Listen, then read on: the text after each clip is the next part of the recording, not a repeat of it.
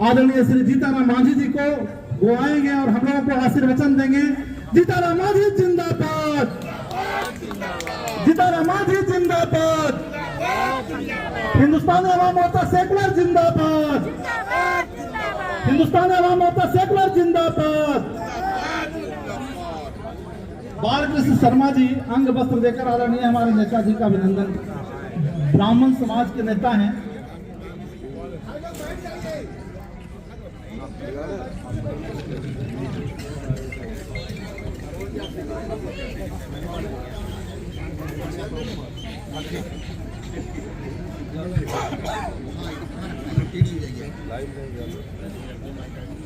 आज दिल्ली के ऐतिहासिक स्थल जंतर मंतर सड़क पर हिंदुस्तानी अवाम मोर्चा सेकुलर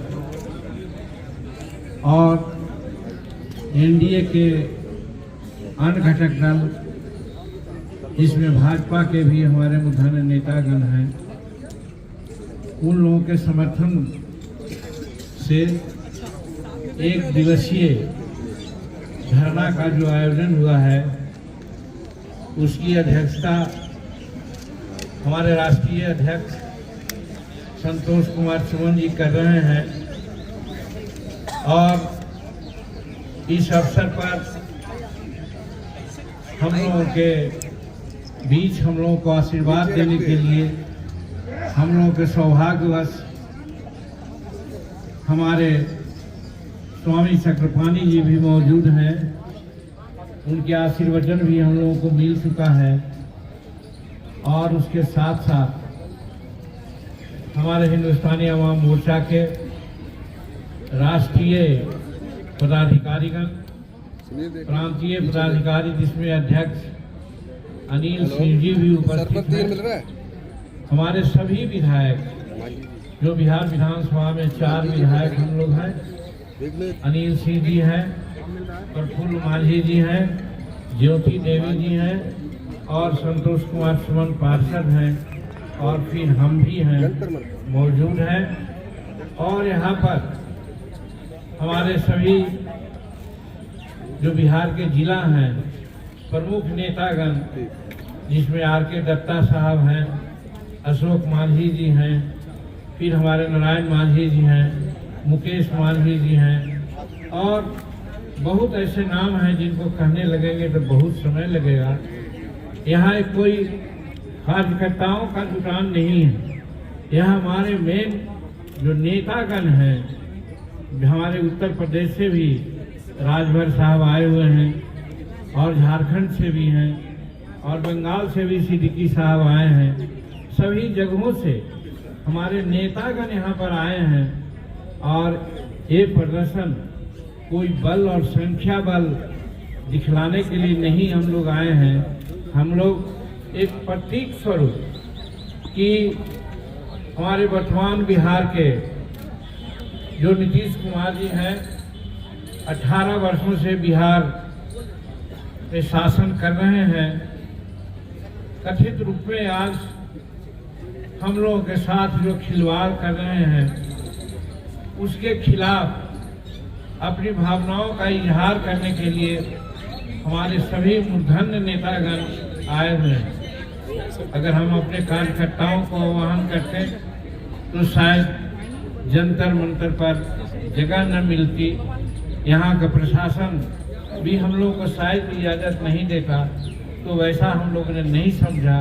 हम समझा कि प्रतीक स्वरूप ही कुछ हम अपना विचार लोगों के सामने रखें। और आपने देखा, चाहे चक्रपाणी जी हो या संतोष कुमार जी हो, अनिल सिंह जी हो, सभी लोग यहाँ आने का मकसद आप लोगों को बताने का काम किया है। भाइयों बहनों, हमारे कार्यकर्ता बहन लोग भी यहाँ पर आए हैं और अपनी बातों की चर्चा की है।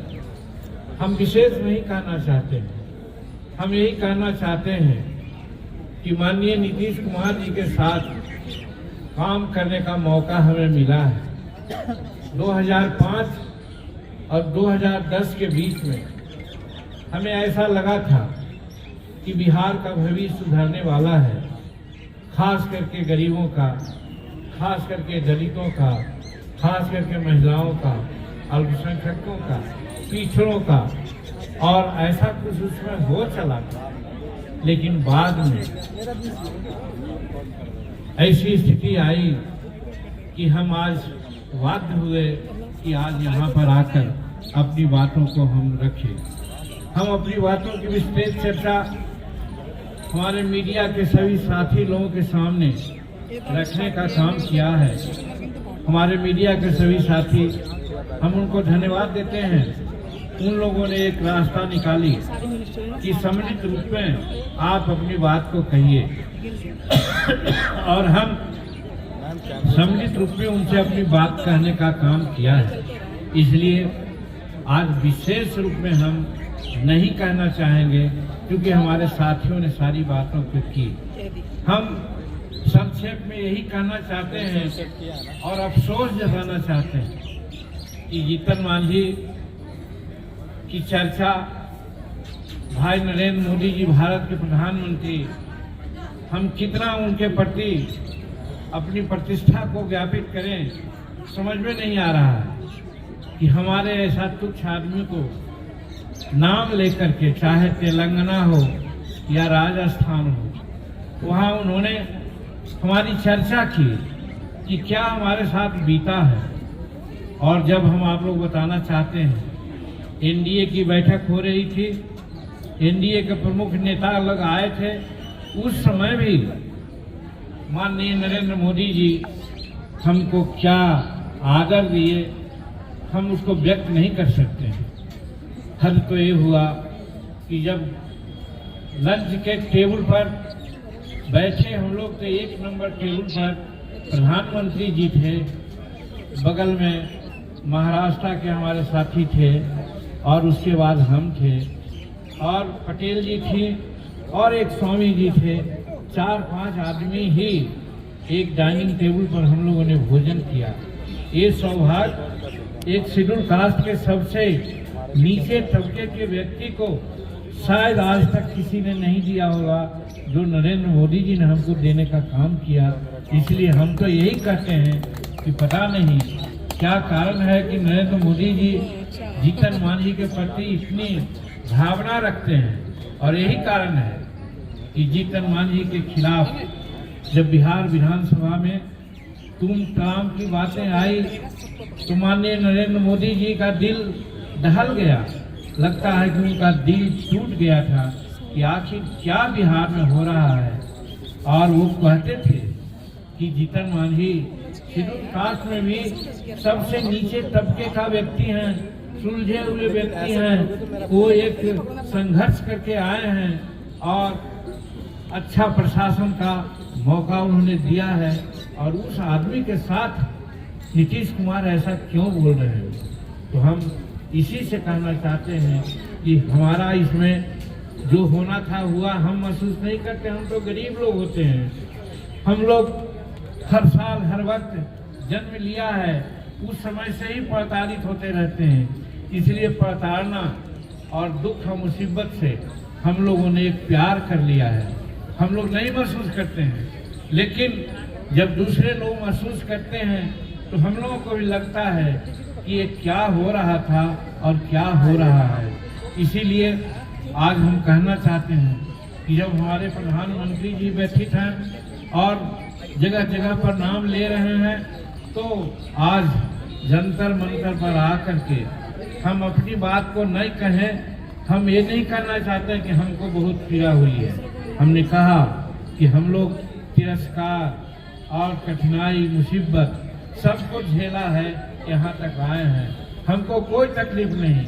लेकिन तकलीफ इस बात की है कि आज 21वीं शताब्दी में हम लोग हैं यहाँ पर, और चांद पर हम लोग जा रहे हैं, सूर्य पर हम लोग 15 लाख के दूरी से उनका विश्लेषण रोशनी को कर रहे हैं, और दूसरे तरफ हमारे शेड्यूल कास्ट, जिसके लिए बाबा भीमराव अंबेडकर ने संविधान में स्पेशल स्थान दिया था, हमारा हक कैसे सुरक्षित हो, हमारी रक्षा कैसे हो, इसके लिए उन्होंने अनेकों प्रावधान किया था और नरेंद्र मोदी जी के साथ साथ बाबा भीमराव अम्बेडकर का संविधान जो आज हम लोगों को आगे बढ़ा करके चलना चाहते हैं, आज उसको लोग तोड़ने का ये प्रयास किया। इसके लिए तकलीफ है, उसको भ्रष्ट करने का इंतजाम किया, इसके लिए हमको बहुत तकलीफ है। इसीलिए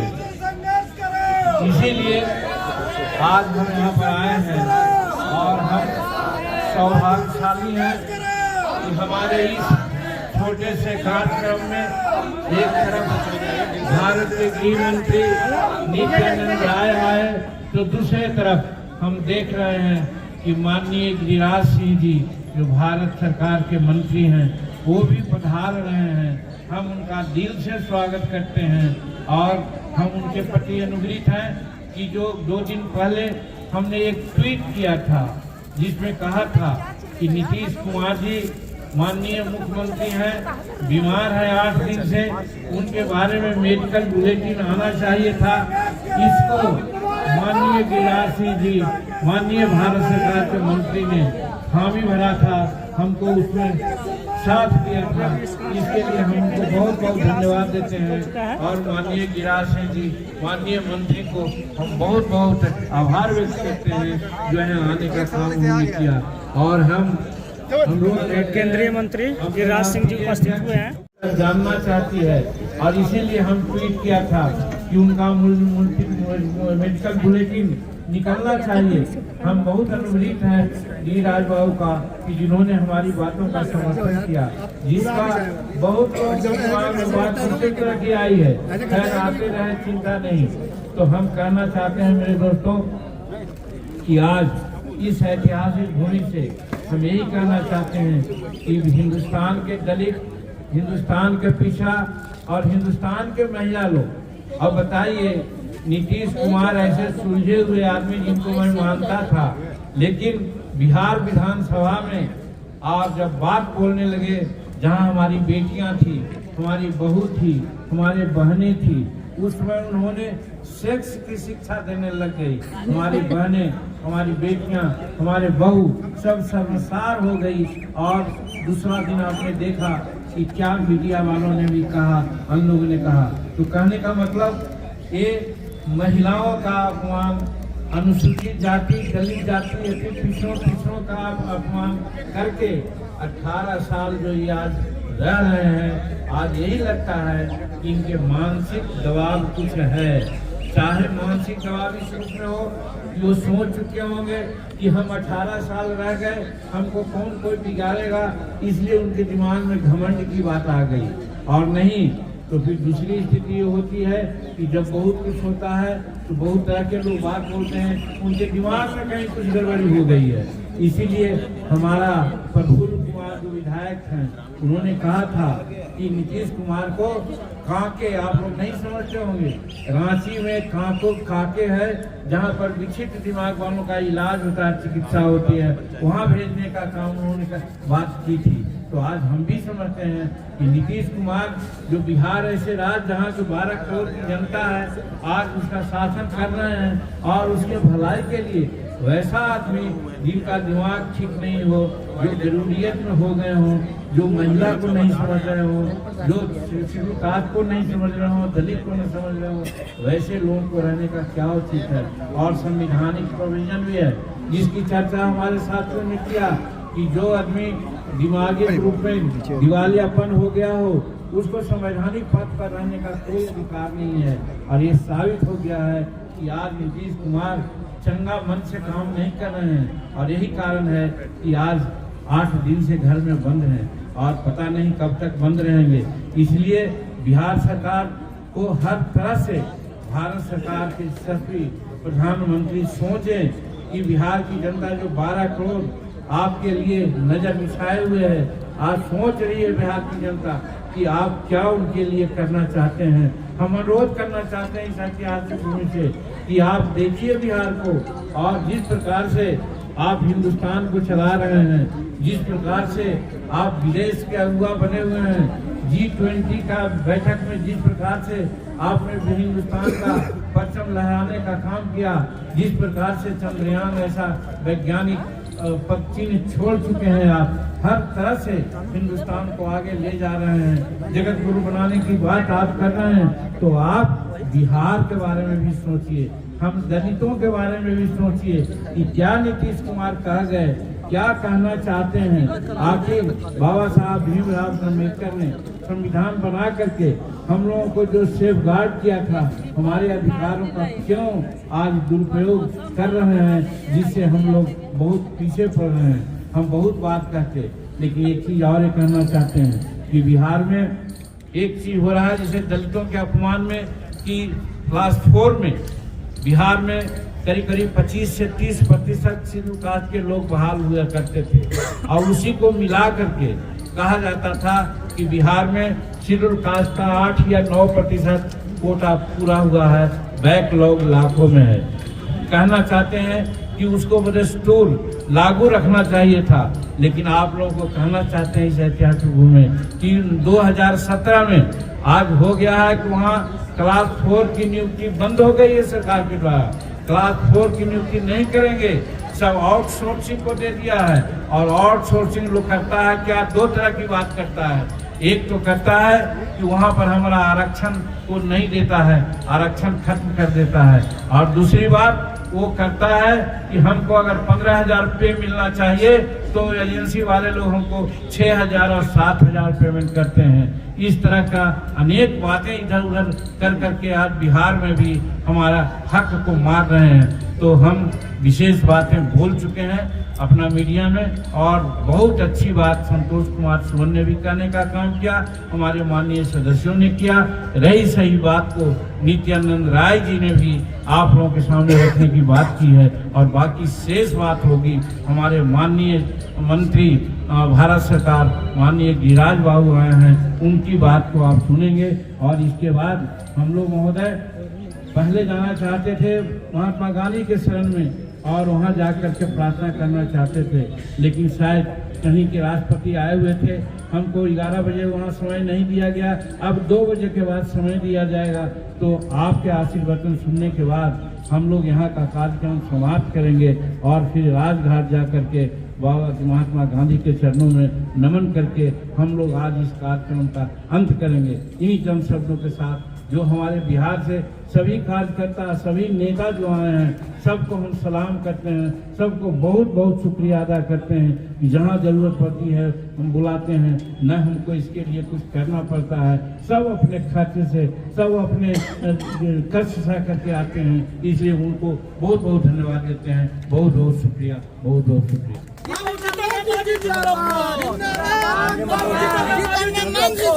बहुत बहुत आभार प्रकट करते हैं हम अपने